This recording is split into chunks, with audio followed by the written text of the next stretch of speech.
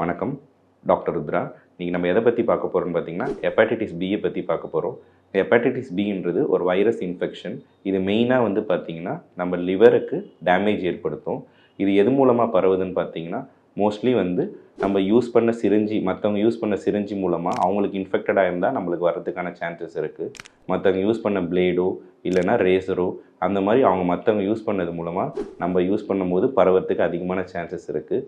அதே மாதிரி வந்து மற்றவங்க இன்ஃபெக்டடான பிளட் ப்ராடக்ட்ஸை நமக்கு வந்து சப்போஸ் வந்து பிளட் ட்ரான்ஸ்ஃபியூஷனோ அந்த மாதிரி பண்ணும்போது அதுக்கப்புறம் அன்சேஃப் செக்ஸ்னாலையும் நம்மளுக்கு கண்டிப்பாக இந்த ஹெப்பாட்டிட்டிஸ் பி பரவறதுக்கு நிறைய சான்ஸ் இருக்குது. அப்புறம் சப்போஸ் மதர் அஃபெக்டடாக இருந்தாங்கன்னா அவங்க ப்ரெக்னெண்ட்டாக இருக்காங்கன்னா அந்த குழந்தைக்கும் ஸ்ப்ரெட் ஆகிறதுக்கு சான்சஸ் இருக்குது. இதனாலேயே இப்போ வந்து எல்லா மதருக்கும் ப்ரெக்னென்ட் மதர்ஸ்க்கு கண்டிப்பாக வந்து hepatitis B HIV test compulsory எடுக்கணும்.